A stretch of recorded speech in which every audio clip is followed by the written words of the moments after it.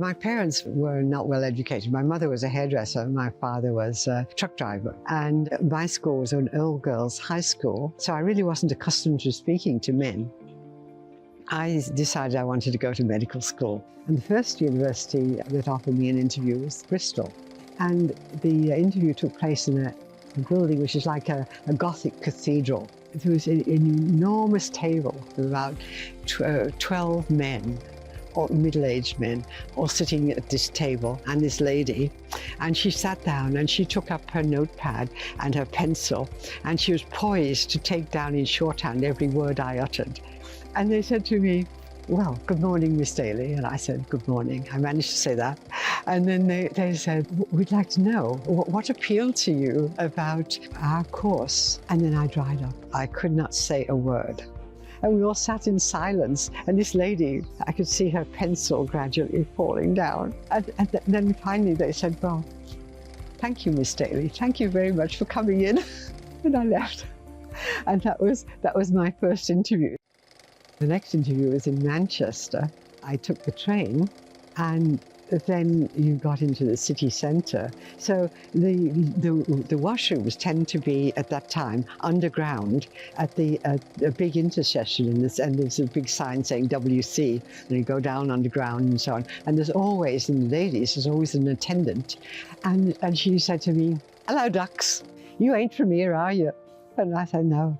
And she said, "Where are you from then?" So I said, "I'm from Birmingham." And she said, "What you doing here then?" So I said, "Well, I've come for an interview at the university." "What you going to do there?" So I said, "I was going to help go into medical school." And I said, "Well, I may not get in." And she said, "Why wouldn't you get in?"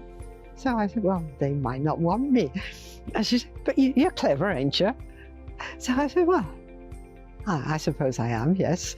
And she said, "Well, why wouldn't they want you?" So I thought to myself, why wouldn't they?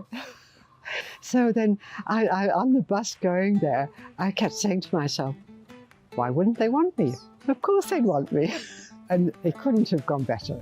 I think that the conversation I had with that lady in the washroom changed my life, because it set me up for a good interview at a university that I subsequently attended, and the medical school was great. And my career really took off from there. And I've had a wonderful husband, and I had 4 children. Now my oldest granddaughter has just graduated as a lawyer. And it all boils down to that first interview in Manchester and the meeting with the lady in the washroom. I think that it has a profound meaning. You, as a stranger, can influence somebody else's life in a negative or a positive way.